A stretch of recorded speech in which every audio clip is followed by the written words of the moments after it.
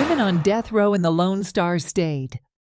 Kimberly Cargill, born November 30, 1966, was convicted of the 2010 murder of her son's babysitter, Cherry Walker. Prosecutors say Walker, a mentally challenged woman, was scheduled to testify in Cargill's child custody hearing. Cargill did not want Walker to testify against her in the child protective case. Cargill told the victim she would come and get her and hide her so she would not be required to testify because of the subpoena. Cargill claims that Miss Walker had a seizure and quit breathing while they were driving. She drove her to a county road, doused the victim with lighter fluid, and set her clothes on fire. Cargill then left the scene. Even though Cargill lost her Supreme Court appeal in 2010, she does not currently have a set execution date.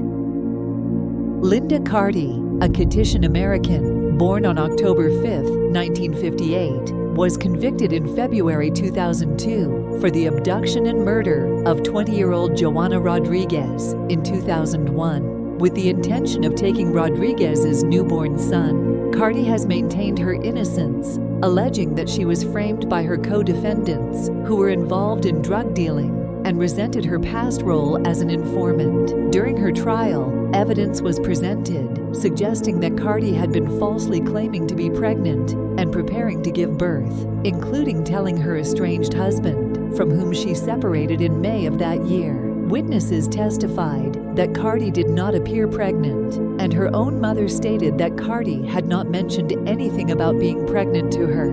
Despite numerous appeals, which were rejected in 2004, 2009, 2010, and 2018, Linda Carty remains on death row, awaiting the scheduling of her execution.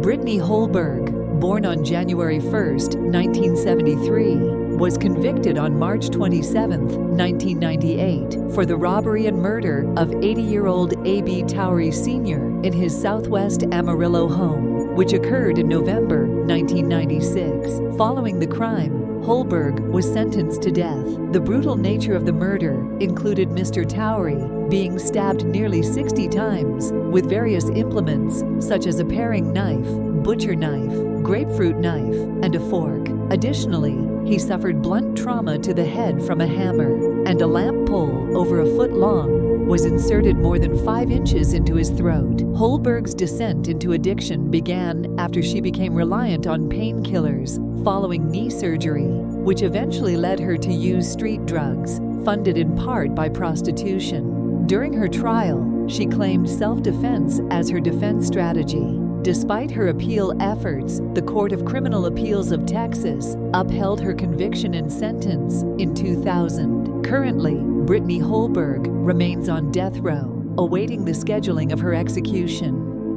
Melissa Lucio, born on June 18, 1969, holds the distinction of being the first woman of Hispanic descent sentenced to death in Texas. She was convicted of capital murder following the death of her 2-year-old daughter. The child was discovered with scattered bruising in various stages of healing, along with injuries to her head and contusions affecting the kidneys, lungs, and spinal cord. Prosecutors asserted these injuries resulted from physical abuse. In defense, Lucio contended that her daughter's death occurred due to a fall down the stairs 2 days earlier. Initially scheduled for execution on April 27, 2022, Lucio received a last-minute stay when an appeals court intervened just 2 days before her scheduled execution. Recently, in April 2024, there was a significant development in her case as the judge who presided over her original trial recommended that the Texas Court of Criminal Appeals overturn her conviction and death sentence. Currently, Lucio awaits the decision of the Texas Court of Criminal Appeals, the sole authority empowered to overturn a criminal conviction in Texas.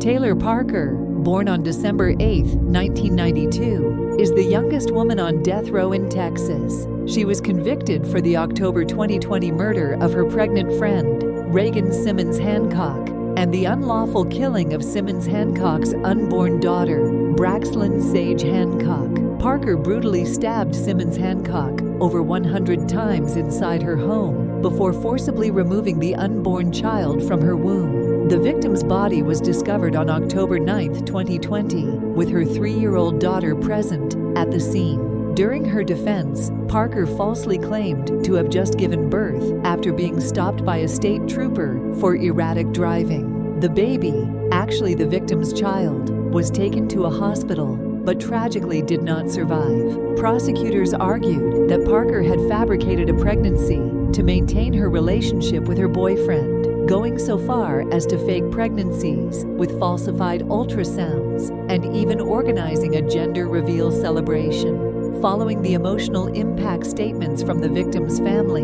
Judge John Tidwell directed the bailiff to escort Parker to death row.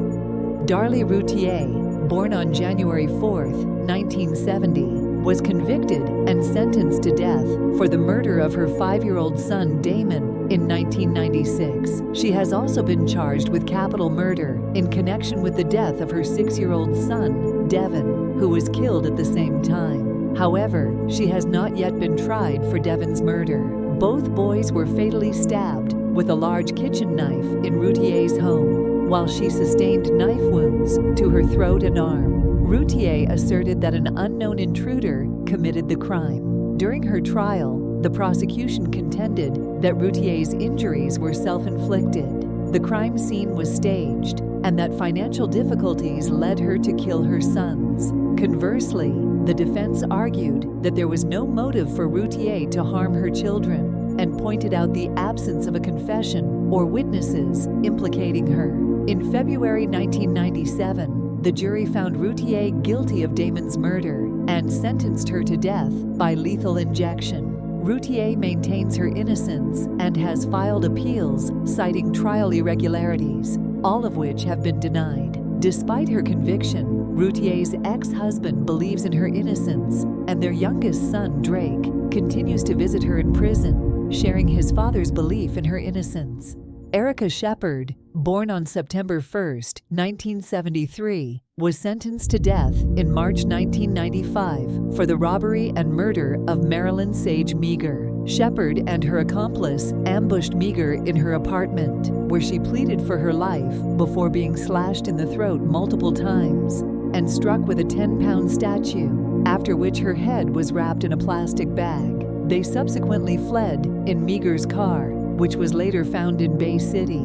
The motive behind the attack was their plan to steal a vehicle to visit friends in Bay City. At the time of the crime, Shepard, age 19, was already a mother of 3 young children and described as an unemployed, battered woman. On November 7, 1997, Shepard wrote to the appellate court requesting that her appeal be halted and her execution date expedited. As per her request, the trial court set her execution for April 20, 1998. Shortly before this date, Reverend Jesse Jackson visited Shepard in prison, leading her to change her mind and instruct her attorney to resume her appeal. As of 2024, Erica Shepard remains on death row, awaiting execution in isolation.